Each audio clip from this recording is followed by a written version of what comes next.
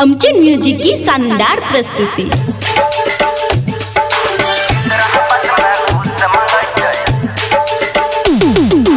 Mixed by DJ Raja, DJ राजा।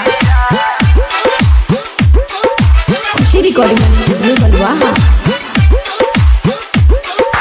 बड़ी घरदौड़ चौक, बड़ी घरदौड़ चौक।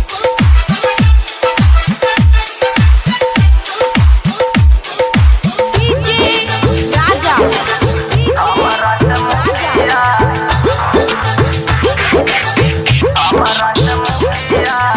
डीएम साहेब बात सुनो, डीएम साहेब बात सुनो, कहैया दुखिया इंदिरा बस में घूस मांगै छै, इंदिरा बस में घूस मांगै छै, हमारा से मुखिया इंदिरा बस में घूस मांगै छै, हमारा से मुखिया इंदिरा बस में घूस मांगै छै। नाम जोड़बा बहन में ललकई, नाम जोड़बा बहन में ललकई 5,000 रुपया इंदिरा बस में घूस मांगै छै,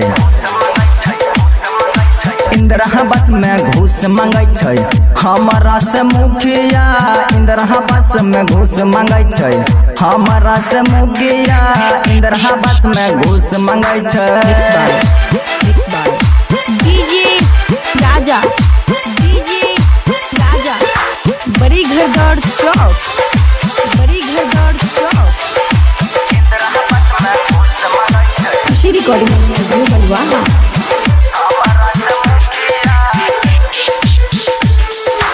आगू पाछू घूमै छै ओकरा संग बिचौलिया, हमारो नहीं नीक न लागे ओकरो के बोलिया।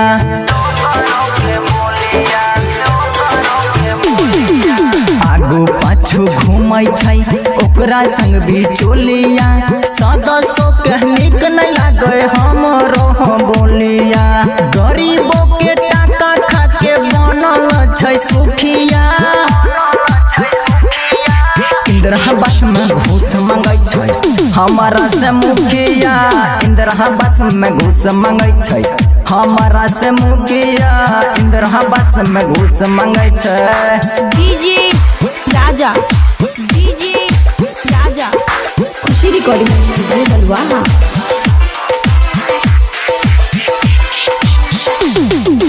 आशिक नवीन कहैया जनता दरबार में, गरीब के दुख छापो अपना अखबार में।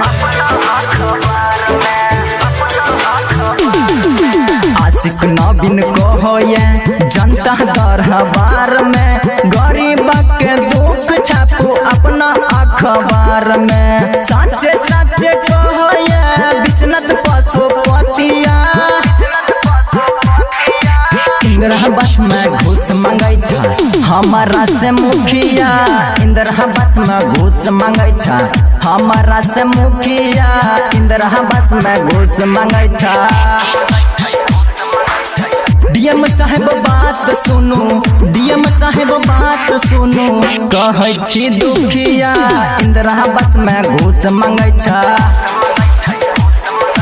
इंदिरा बस में घूस मांगै छै, हमारा से मुखिया इंदिरा बस में घूस मांगै छै।